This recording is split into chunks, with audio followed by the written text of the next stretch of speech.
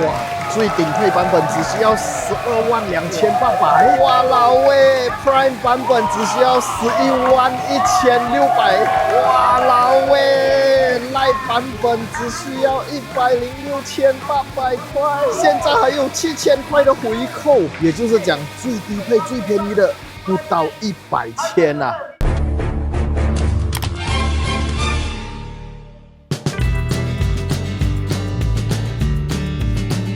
蛮多人对 Huber 这个机油有蛮大的一个疑虑，168块就可以买到德国的这个技术，到底是不是真的？首先 ，Huber 这个品牌，技术方、品牌方都是在德国生产 Huber 的这个厂的老板呢，当然还是有欧洲人在掌舵，流程也好 ，SOP 也好，都是跟着 European 的这个 standard 来做的。第二点，同样也是我个人觉得真的不太行的，就是这个包装方面，这个桶应该你会在某些比较普通的机油身上看过，就不是橙色，可能是别的颜色啦。讲说会用上这个瓶子，主要就是因为这个瓶子它是在马来西亚市场啦，经过了非常多年的打磨，20年前的设计，这个瓶子是没有那么容易的摔坏，不断优良改进而来的。瓶子方面省下了 costing， 坐在这个你的内容物，你的 content 就可以用到成分更加干净的这个机油。点击左下角的这个按钮，直接去到 Huber 的 Shopee 官方网店查看更多的详情以及下单。当然也非常欢迎用过 Huber 机油的各位在留言区写出你们最老实的 comment， 这个机油到底有没有像我讲的那么厉害？欢迎回来 Rider ATS， 我是你们今天的主持人好身边这一台就是刚刚发布的2026年小改款的 Proton X90啦。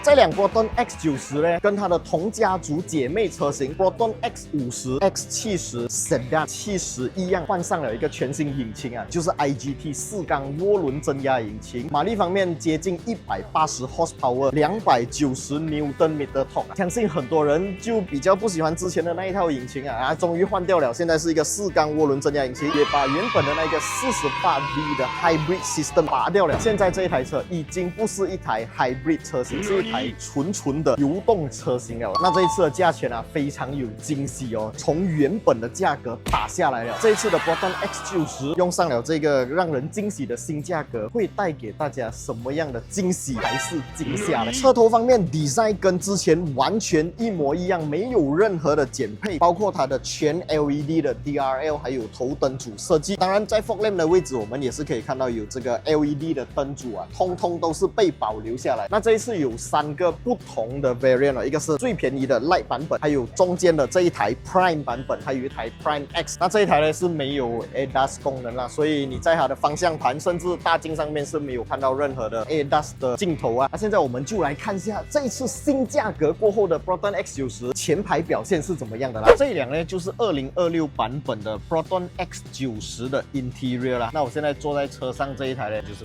Prime 版本我们可以看到它的 Interior 不管是 Prime 还是 Lite 还是 Prime X 其实都是皮革包覆的椅子，但是如果是最顶配 Prime X 版本呢，将会是 Nappa Leather， 而且前面2张椅子跟中间第2排的2张椅子呢，都是有通风椅功能不过像 Prime 版本中间 Spec 跟 Lite 最低配就没有这项功能然后我们可以看到它的整个 Interior 的布局、设计、用料都跟2026年之前的版本是一样。然后前面呢，我们可以看到有一个彩屏荧幕啦，就是我们的 Speedometer。当然在 Dashboard 的正中间呢，会有一个多媒体播放器。这一次呢，是直接给你 Apple CarPlay 跟 Android Auto， 而且是 wireless 的，你不需要再怼任何的 wire 就可以直接用 Apple CarPlay and Android Auto， 也不需要等什么 OTA update。我觉得这一点还是比较跟得上时代了。排档杆方面跟之前的版本还是一模一样，变速箱也是一模一样，是一个 7DCT 变速箱，4式的双离合变速箱。这个变速箱我之前有驾过，我觉得它的反应力也好，它的整个咬合度还有操控还有它的顺畅度方面都很不错。还有一个我个人很喜欢的就是这台车呢，它的冷气操控界面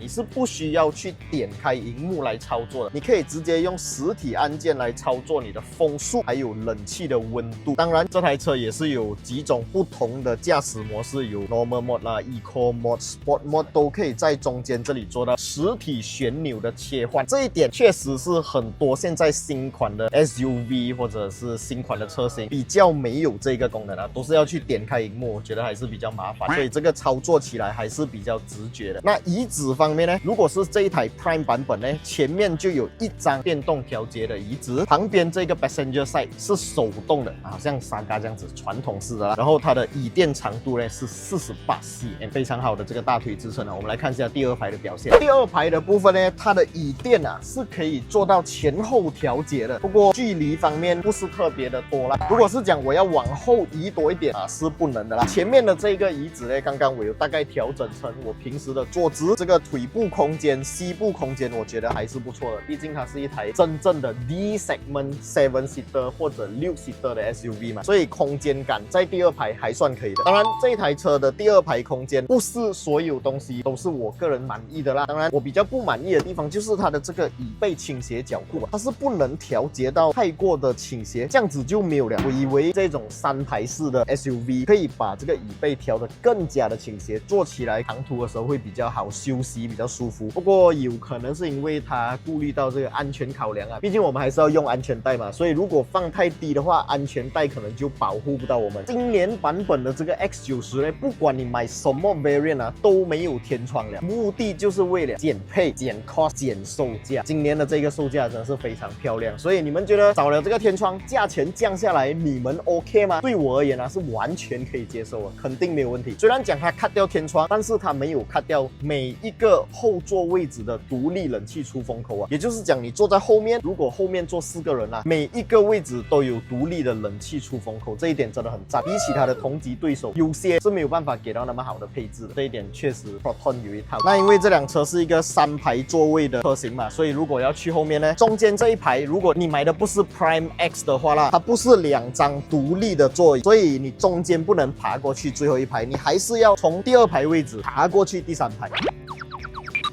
第3排方面呢，它的椅子就真的比较小张，然后这个离地间隙啊，就是我们脚踏在地台上，跟这个椅子的沙发呢，就变成了一个大腿悬空的状态，而且它的椅垫也比较短，我们测量出来的数据只有35cm而已，比起第1排、第2排是短了很多，所以第3排还是比较适合小朋友坐。像成年人的话，坐在最后一排，短途可能还可以，长途肯定会比较辛苦。那第2排的椅垫长度也来到了47cm。的长度啦，跟前排第1排是差不多一样长的，所以我觉得坐起来跟前排的这个舒适度是很接近。如果你问我买这台车的最大目的的话，我觉得是那种家庭成员比较多，然后有小朋友，平时也不会用到第3排座椅的话，这辆车就很好用，因为你把第3排的座椅放平放 flat 过后，它的尾箱空间将会达到1011 L 的这个尾箱容积啊，就是 Beza 这个尾箱空间大王的2倍容量，真的是很强。不过如果你后排把它翻上来的话，它的这个空间就会变得非常的小。我们来看一下这辆车的尾箱盖打开来是怎么样的。车尾部分跟之前的 X90的设计是一模一样，没有任何的改变。如果你买的是 Lite 版本或者 Prime 版本的话，它将是没有电动尾门的，所以打开尾门的方式是用2只液压顶杆把它顶上来。在前面 bonnet 盖打开的时候也是没有给你液压顶杆，是要找一支垫来把那个 bonnet 盖顶着的。那这个尾箱空间呢，可以讲是非常的小啦，所以如果你平时要载满人，又要载很多行李的话，这个空间是不太够用的。不过把遮罩板翻上来，你可以看到下面还有少许的空间可以放东西。那这辆车呢，它是有 spare tire 的，它的 spare tire 是藏在这辆车的后边下方，可以看到有一个小尺寸的 spare tire，还有单出的排气管。当然，等我们蹲下去看，也会看到这一台车它拥有了这个领先业界的 Multi-Link 的后悬挂。在中国的姐妹车型啊，都不是用这个 Multi-Link 的后悬挂，是用 Torsion Beam 的。所以马来西亚版本的 X90跟它的中国版本姐妹车型呢，其实是有特别为了马来西亚的路况而调教，不是直接照搬中国的整台车进来卖。所以我觉得这一点还是比较符合 Proton 的这一种调性啊。Ride and Handling 永远就会排在比较前面，毕竟在马来西亚驾车路面的情况是没有很美啦，所以一套好的调教的 Suspension 真的很很重要。刚刚我们看那辆是一个 Prime 版本哦，它是没有这个自动尾箱。当然这一台 Prime X 版本这一次也把电动尾箱盖的这个功能 cut 掉了。当然这次全车系除了都没有电动尾箱盖以外，这次 Proton 也把全车系的 ADAS 功能，不管是它的 AEB 啊，还是 ACC 自动跟车功能，通通都砍掉了。你们觉得这些功能被砍掉有什么样的想法呢？还是觉得价钱打下来比较重要呢？都可以在影片下方留言区打上来，我们一起讨论一下。当然，因为今天是一个媒体发布日啊，所以拍的是比较紧